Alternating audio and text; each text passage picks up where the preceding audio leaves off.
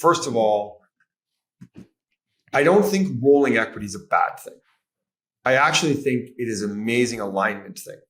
And so even though mine didn't work out swimmingly well, I actually don't think it's a bad mechanism at all. I think the key to it is, from my learnings, and this is not advice, my learnings would have been, I don't think I understood the transparency and understanding how that role in equity was managed, valued, and accessible.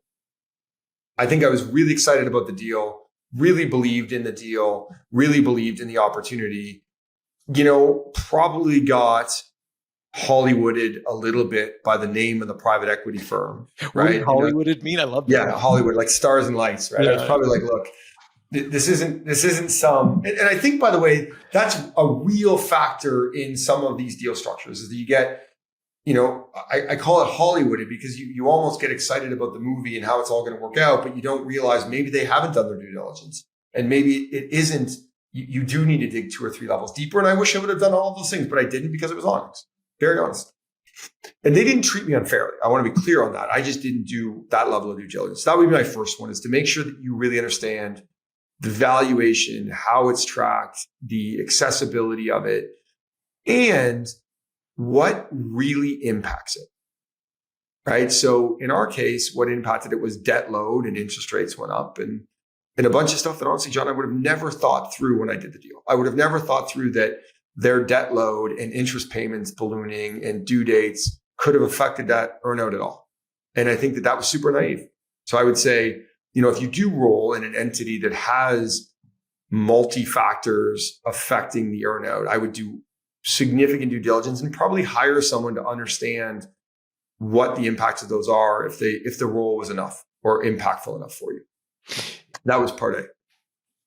That's fascinating because, of course, most of these private equity deals, the private equity acquirer is using some debt to buy the business, and that debt needs to get repaid by the company. And when interest rates go from 3 to 8% or wherever, it's effectively doubling that. In other words, lowering their cash flow at the very least, right?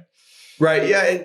And I didn't think through when payments were coming due and when terms were coming due and when loans were coming due. And, I probably didn't do enough of an analysis around how the financial statements would be impacted. And so if you looked at the EBITDA numbers and multiples, and I was just naive and I was excited. And as I said, I got Hollywood. And by the way, nobody Hollywooded me. I did it to myself. Right. So, that would have probably been my first one. And then I think my second piece was that I didn't really probably do enough personal strategy and planning around how the cash allocations of some of those payments would or wouldn't impact my personal situation. Because once again, I was excited about the deal and the deal would, provided my family more liquidity than I probably thought I would have had at that age, et cetera, et cetera. And so I was a little bit naive on the deal structure, and I was a little bit naive on understanding the key levers to the deal structure to the equity role.